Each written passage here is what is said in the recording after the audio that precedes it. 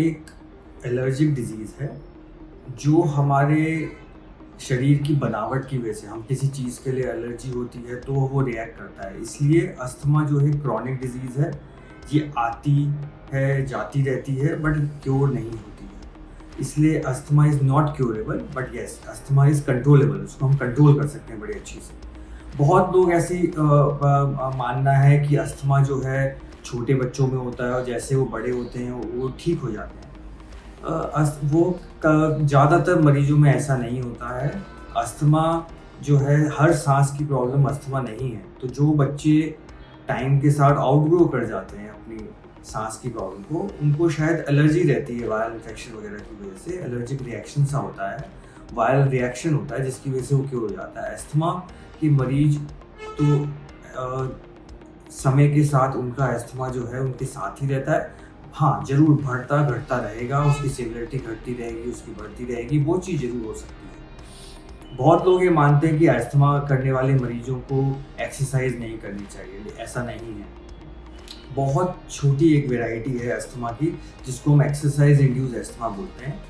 उन लोगों के अंदर एक्सरसाइज करने के बाद अस्थमा ट्रिगर हो जाता है, बट ज़्यादातर लोगों के अंदर ऐसा नहीं होता है। अगर हम अपना अस्थमा कंट्रोल कर सकते हैं, कंट्रोल रख सकते हैं दवाइयों से, तो हम सब कुछ वो कर सकते हैं जो एक नॉर्मल आदमी कर सकता है।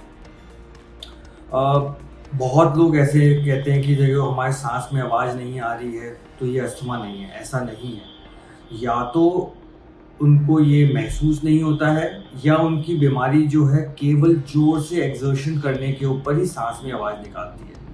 और एक बहुत severe variety of asthma attack होता है जिसके अंदर एकदम साइलेंट चेस्ट हो जाती है, इसमें हवा आ ही नहीं रही है तो वो आवाज़ नहीं करती। अस्थमा का डायग्नोसिस सांस के टेस्ट करने से बनता है जिसको हम पीएफटी बोलते हैं या पल्मोनरी फंक्शन टेस्ट बोलते हैं। वो हम करेंगे तो उसके अंदर हमारे सांस की रुकावट आती है नहीं आती है उसके हिसाब से पता चलेगा। बहुत लोग जो हैं ऐसा मानते हैं कि अस्थमा की मेडिसिन एडिक्टिव है। नहीं, अस्थमा की मेडिसिन की एडिक्शन नहीं है, वो हमारी ज़रूरत है।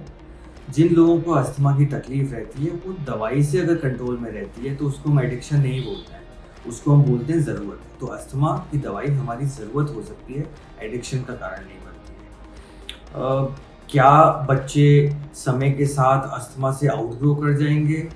बहुत लोगों को अस्थमा की सिवियरिटी वेरी करती है, तो कई बार छोटे बच्चे जो होते हैं बड़े होते हैं तो उनका अस्थमा की सिवियरिटी कम हो जाती है और फिर आगे जाके ज़िंदगी के अंदर कई बार वो कमी रहती है, कई बार वो फिर बढ़ती है। बट ज़रूरी नहीं है कि हर बच्चा जो है अस्थमा की प्रॉब्लम से आउटग्रो कर जाए। वो अपनी तकलीफ से आउटग्रो कर सकता है, लेकिन अगर वो ट्रूली अस्थमा है तो वो एक शरीर में रहेगी तकलीफ जो किसी भी चीज़ से ट्रिगर कर सकती है। तो मेरा सजेशन यही है, अस्थमा कंट्रोलेबल है। दवाई अगर हम रेगुलरली लें तो हम अस्थमा को कंट्रोल कर सकते हैं और अपनी क्वालिटी ऑफ लाइफ को मेंटेन कर सकते हैं।